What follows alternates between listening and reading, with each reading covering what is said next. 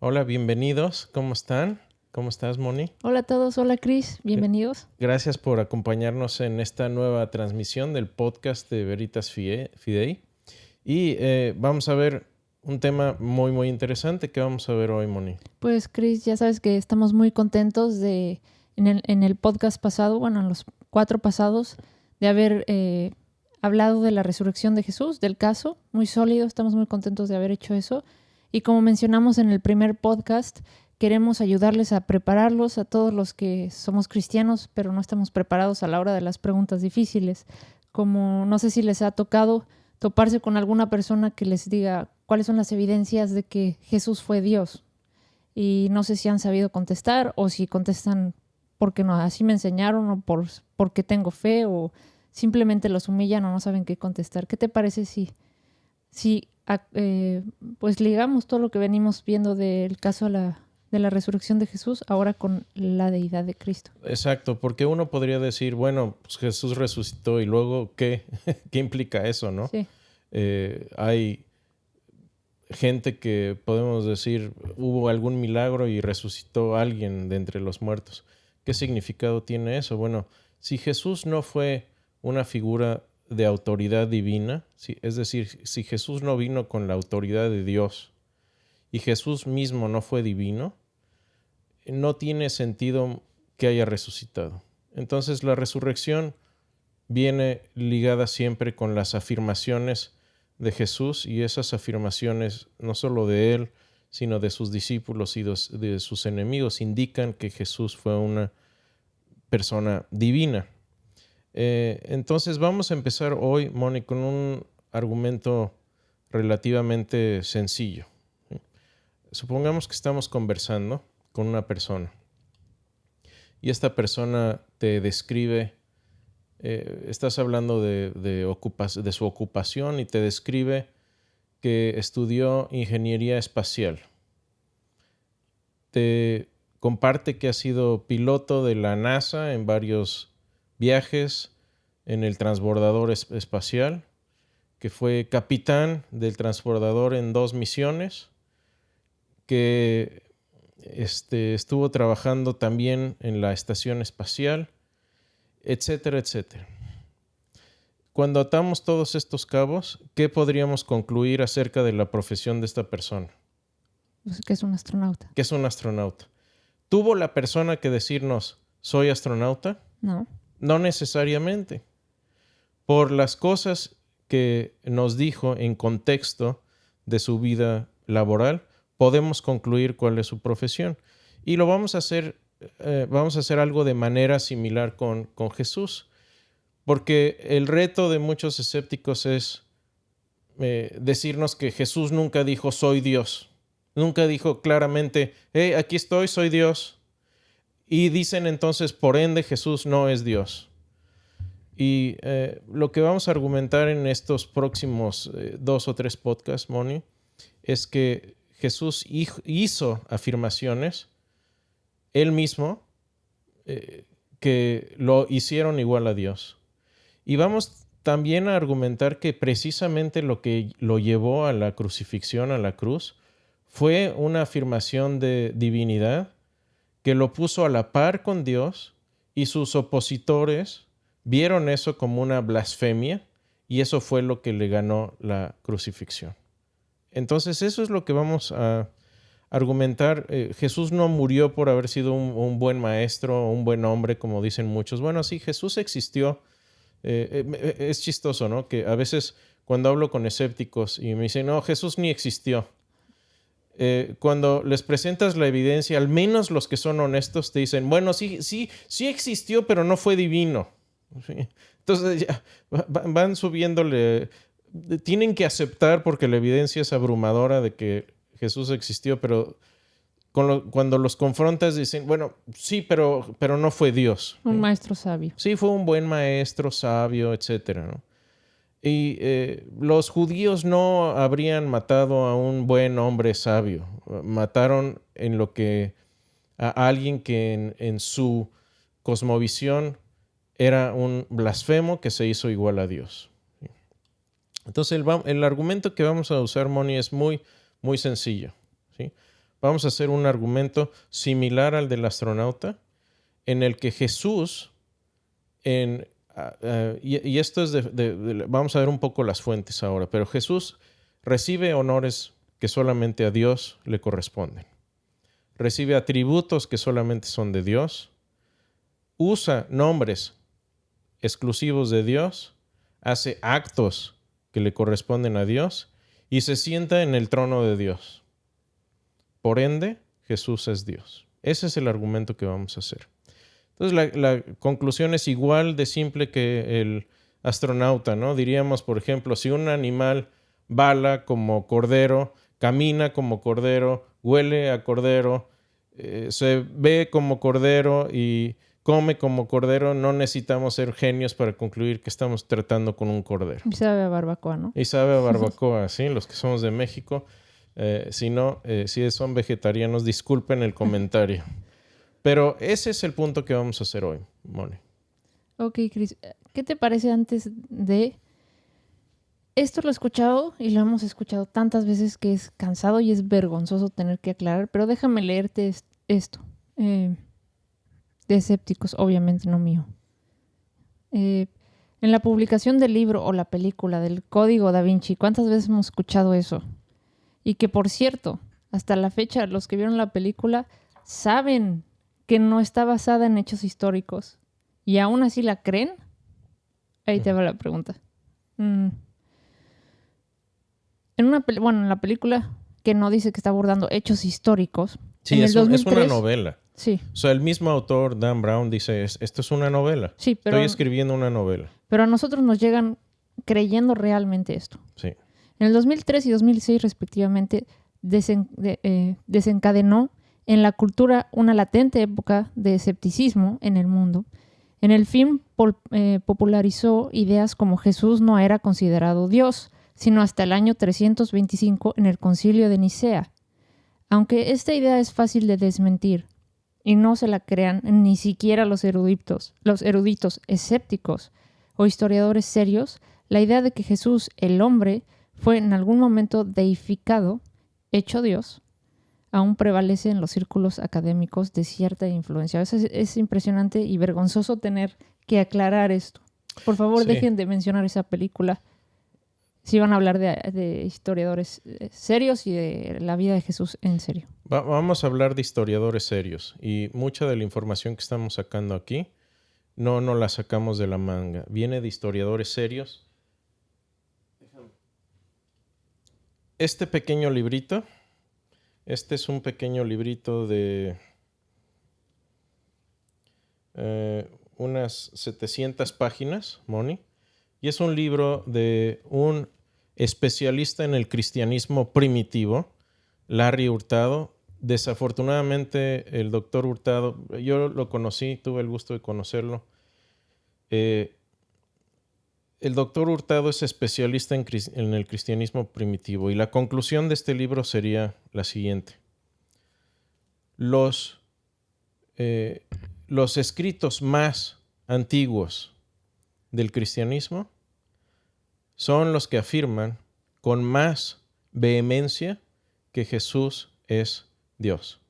Entonces, esta idea de que Jesús fue paulatinamente hecho el Cristo de la fe es falsa. Este libro se llama Lord Jesus Christ, Señor Jesucristo, la devoción a Jesús en el cristianismo más primitivo. Y ese es el punto que vamos a estar viendo en estos podcasts. Déjame citarte algunos escépticos también, y con esto no estoy minimizando las credenciales, por ejemplo, del doctor Antonio Piñeiro.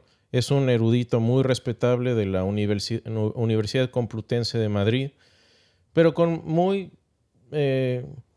mucho respeto estoy en desacuerdo con él. No solo yo, el doctor Larry Hurtado estaría en desacuerdo con él.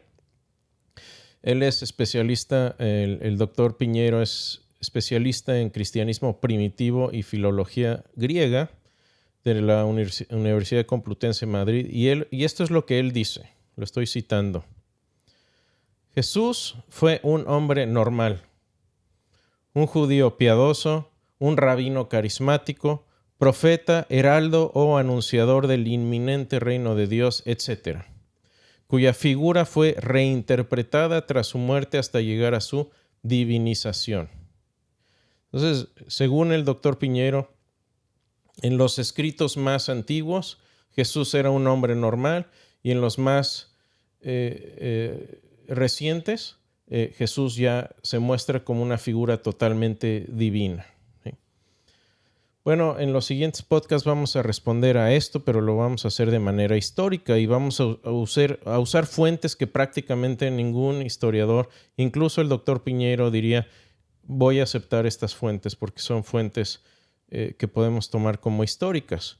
Vamos a tomar en primer lugar varias epístolas de Pablo, varias cartas de Pablo. Y aquí cabe mencionar, Moni, que cuando la gente dice, es que no puedes usar el Nuevo Testamento, a ver, estamos usando el Nuevo Testamento como lo que fue en los primeros siglos, que fue un grupo de escritos dispersos que se escribieron por distintos autores y que no fue sino hasta siglos después que se pusieron bajo la misma carpeta. Entonces no estamos usando ningún argumento de autoridad, simplemente estamos usando estos escritos como cualquier historiador lo haría. Sí.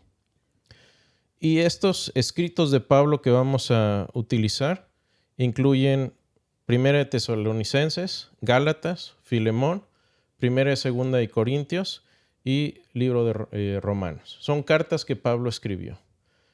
No hay un solo erudito en el planeta, número uno, que niegue que Pablo existió, porque esa es otra que te encuentras por ahí de ateos pop. Y la segunda es que no hay eruditos que nieguen que por lo menos estas cartas fueron escritas por Pablo. Segundo, vamos a usar algunos sermones de la iglesia primitiva. ¿Dónde están estos sermones? Bueno, esos los registra Lucas en el libro de Hechos, que fue la historia de la iglesia primitiva, es decir, cómo evolucionó el cristianismo en los primeros años después de que Jesús muere y resucita. ¿Qué fue lo que pasó? Y esos primeros sermones y primeros mensajes están registrados en el libro de Hechos por Lucas y los vamos a usar también como parte de la creencia más primitiva de los primeros cristianos. Y tercero, vamos a usar algunos pasajes selectos, pero que están firmemente establecidos en la historia de los evangelios. Dice, no puedes usar los evangelios. Sí puedo usar los evangelios como lo que son, como biografías grecorromanas antiguas, que es lo que el consenso moderno de los eruditos, esos son biografías grecorromanas antiguas y los puedo usar de esa manera. Claro. ¿Sí? Y incluso personas como el doctor Piñeiro, Bart Ehrman, aceptarían que ciertas porciones de los evangelios son históricamente aceptables. Sí, ya lo hemos aclarado en podcast pasados, que no por llamarse Biblia desacredita su historicidad, ¿no? No por estar dentro de el compilado de libros que se llamó Biblia, Nuevo Testamento, le quita la historicidad y la veracidad a los escritos. Sí, algunos dirían, es que hay recuentos sobrenaturales. Bueno, déjenme decirles algo. Si ustedes leen la biografía de Plutarco de Alejandro Magno, empieza diciendo que es descendiente de Hércules. ¿Ok? Así que ya con eso tendrían que descartar la biografía más confiable del rey macedonio más importante de la historia antigua. ¿Sí? Entonces vamos a dejarlo ahí y vamos a hacer esto. Aparte vamos a hacer esto. Muchos historiadores escépticos también dicen, el libro de Juan es un libro donde Jesús ya está demasiado deificado, es decir, ahí dicen, ahí en el libro de Juan, en el Evangelio de Juan, se ve muy claro cómo deificaron a Jesús, cómo era una persona normal, pero ya en el Evangelio de Juan, que es el Evangelio más tardío, que se escribió por ahí de los 90, según ellos, ya vemos a Jesús como un personaje totalmente divino. Bueno, Moni, vamos a darles el beneficio del argumento y aunque no estoy de acuerdo, y yo diría, podemos usar el Evangelio de Juan de todos modos, vamos a cederles y vamos a ser muy generosos, sí. Es decir, el caso de la deidad de Cristo no requiere ni siquiera del Evangelio de Juan. Entonces ni lo vamos a utilizar para hacer el caso a favor de la deidad de Cristo. ¿Qué te parece? Sí, va a estar increíble y todas las personas que se lleguen a topar con este tipo de preguntas, es muy importante que las sepan responder, que sepan que los cristianos no es nada más de, sí, así me enseñaron y así crecí, créelo por fe y no dudes que es pecado. No, es bueno tener las bases a los historiadores y tener todas estas respuestas en concreto. Claro, Moni, o sea, yo no entiendo cómo algunas personas dicen, bueno, es que el cristianismo no es una cuestión de historia. Yo diría, claro que es una cuestión de historia. Es una cosmovisión que se basa en la vida, muerte y resurrección de Jesucristo. Y si Jesucristo no vivió, entonces, ¿a qué nos estamos aferrando? Lo mismo podrían decir los mormones o los testigos de Jehová o los musulmanes. Es decir, bueno, yo tengo mi fe y tú tienes tus escritos, respeta mi fe y mis escritos. Bueno, sí, pero lo que estamos aquí hablando es de historia, no de deseos que nos hicimos en el aire. Estamos hablando de una cosmovisión que tiene su fundamento en hechos históricos. Entonces, si no hay hechos históricos de qué hablar, no hay cristianismo, y si no hay cristianismo, vayamos a hacer otra cosa. Claro, y como lo hemos mencionado antes, no por crecer en alguna cultura, en el musulmán, en la católica, en la cristiana, en la judía, yo creo que el humano tiene que ser muy sincero y llegar al punto de decir, a ver, estoy creyendo en esto, ¿por qué estoy creyendo en esto? Vamos a investigar de dónde estoy creyendo esto, no nada más porque mis padres me lo enseñaron y fui a tales clases desde chiquito, ¿no? Hay que investigar realmente de dónde viene todo y sacar nuestras propias conclusiones, y eso siempre te va a llevar a la verdad, ¿no? Exactamente. Entonces, no estamos hablando aquí de que una experiencia personal sea inválida. Tampoco uno puede conocer que Dios existe y Dios es real a través de amarlo y respondiendo Él nuestras oraciones, haciéndonos sentir su presencia. Pero es muy diferente el tener una experiencia personal y hablar de esa experiencia personal como evidencia aislada de lo demás que ya tenemos de evidencia. Claro. ¿Sí? Si yo estoy si yo soy un abogado y estoy tratando de probar un asesinato y tengo 10 piezas de evidencia en contra del asesino y nada más uso una, estoy siendo injusto con la evidencia. No estoy dando un argumento completo a favor de mi caso contra el asesino. Y de igual manera, cuando nos basamos en una o dos piezas de evidencia y esa evidencia es personal nada más, hay muy poco de dónde aferrarse, porque te digo, otras ideologías podrían decir, sí, yo también siento la presencia de Dios y mis escritos favoritos los escribió Buda. Sí.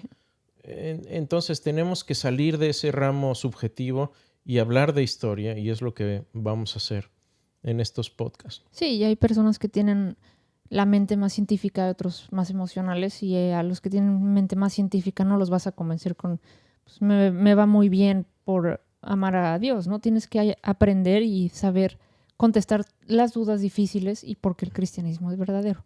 Exactamente. Y, Cris, yo te tengo una pregunta de los escépticos. Perfecto. Los escépticos dicen, si existe un Dios súper misericordioso, como lo describimos los cristianos, amoroso y todo, ¿por qué tanto rollo de mandar a su hijo al matadero? ¿Por qué no perdonarnos y ya?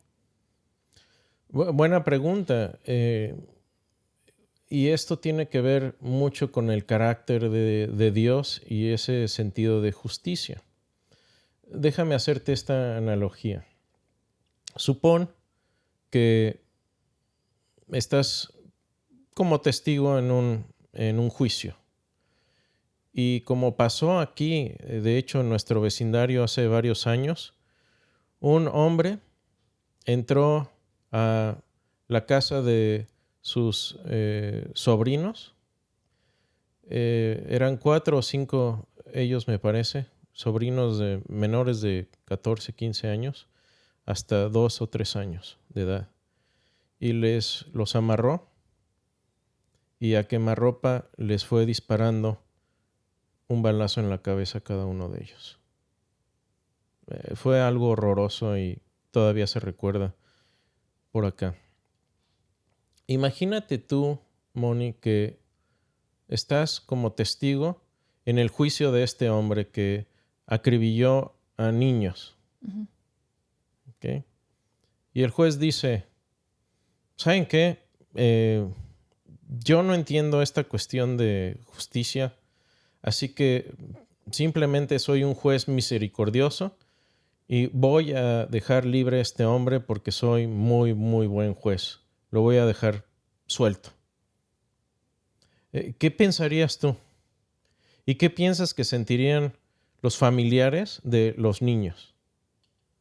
Sí, coraje, te ¿Por enojas. qué? ¿Pero por qué? Porque es un Dios misericordioso que simplemente perdona, es un juez misericordioso que simplemente está decidiendo perdonar al malhechor.